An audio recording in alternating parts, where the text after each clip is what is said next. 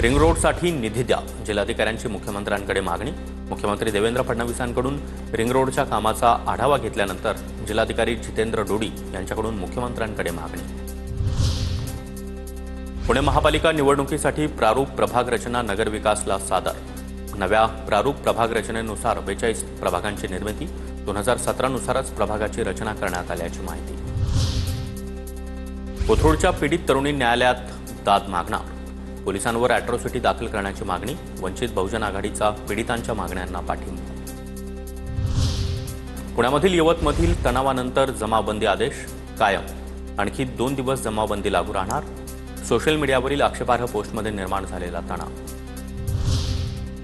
पुण्याहून लवकरच आणखी एक वंदे भारत एक्सप्रेस सुरू होणार। पुण्याहून नागपूरला 12 तासात जाता येणार, तर अंतर जास्त असल्यानं स्लीपर कोचची मागणी।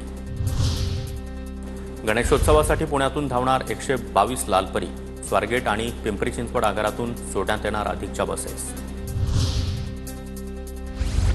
पुण्यामध्ये उड्डाणपुलाच्या कामामुळे सिंहगड रस्त्यावरील वाहतुकीत बदल। सिंहगडवरून स्वारगेटकडे जाण्यासाठी तसंच इनामदार चौकातून विश्रांती नगरकडे जाण्यासाठी पर्यायी मार्ग। वाहतूक विभागाकडून पर्यायी मार्ग वापरण्याचं आवाहन। पुण्यामध्ये पावसाची विश्रांती। पुढील 2 ते 3 दिवस हवामान स्थिर राहण्याचा अंदाज।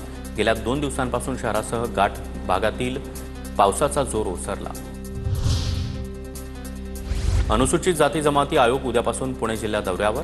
आयोग पिंपरी चिंचवडसह इतरही ठिकाणी पाहणी दौरा करणार। पालिका आयुक्तांसोबत मागासवर्गीय अधिकारी कर्मचाऱ्यांच्या प्रश्नांचा आढावा घेतला जाणार।